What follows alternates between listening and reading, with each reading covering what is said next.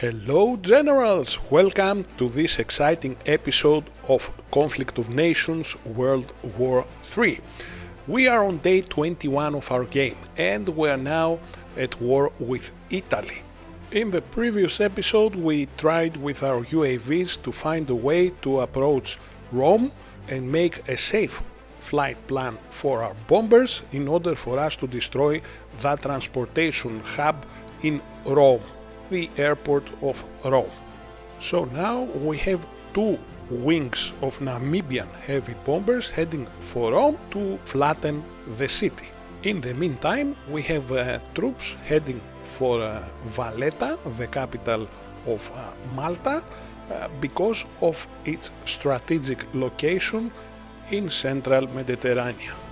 And Rome was razed to the ground by the Namibian bombers. So now we have a second wing that we can utilize it for another mission, and that mission is going to be to destroy Palermo and open the way for us, for our troops, to enter Palermo and capture it.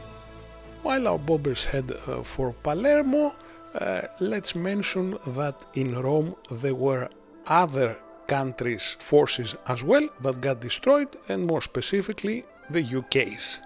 As our bombers execute their missions unharmed and there are no air defenses in the Italian cities, I decided to expedite the campaign against Italy and try to destroy as many cities as I can before I send in, let's say, one motorized infantry or a National Guard unit to capture the city and then leave out of the city, just cause chaos. And this way I force in a way the player, the Italian player who has not been that active, to give up and lose interest in the game and of course capture his territories. Before we move on, a quick reminder to subscribe to our channel so you don't miss out on any of our new videos, and if you leave us a like it would be much appreciated. Thank you for your support, guys. And as Palermo is destroyed as well, let's see now what is happening in the Middle East. So the UK sent that task force across the Suez Canal into the Red Sea, and he fell into a trap because by now Saudi Arabia has an insane amount of exotic, let's say, units, railguns, elite tanks. He has a lot of ships, so that task force of the UK vaporized in no time. As the game progresses and we're now on day 22, I continue capturing what used to be territory of Chad and the cities of Chad, so I strengthen my economy.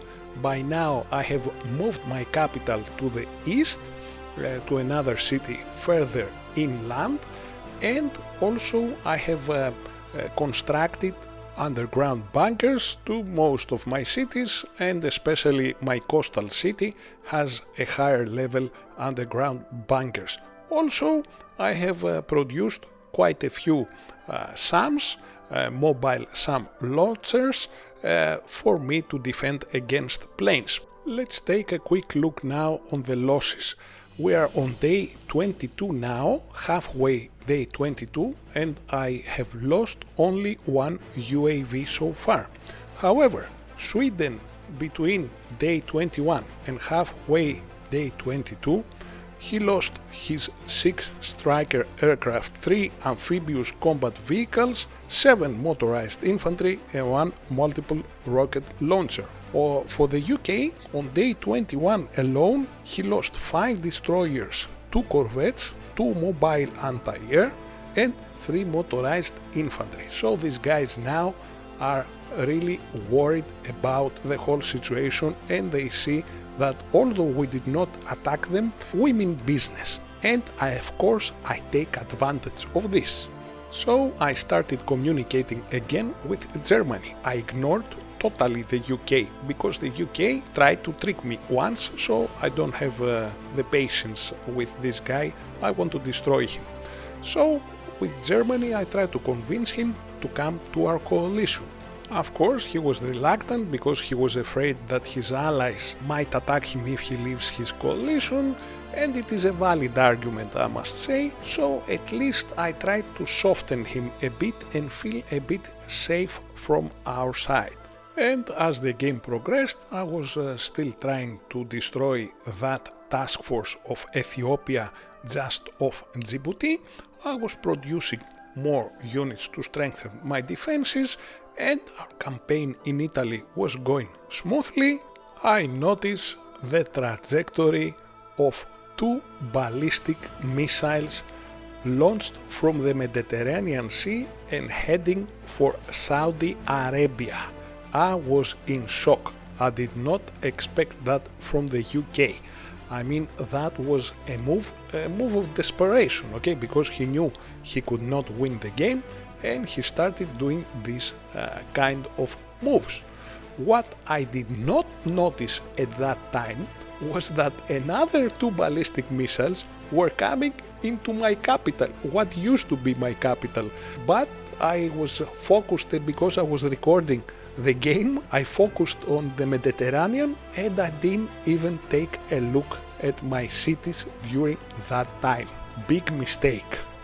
So by now we know that the UK has at least 2 ballistic missile submarines, and the hunt is on, first to locate the ballistic missile submarine that attacked my city, and secondly I raised the alarm with my allies and warned them about it, so they start hunting as well the ballistic missile submarine of the Mediterranean. Luckily I have my MPAs and I spread them all around the west coast of Africa, let's say the Gulf of Guinea and South Atlantic, and the MPAs have the advantage of speed. So since I was online, I located his ballistic missile submarine.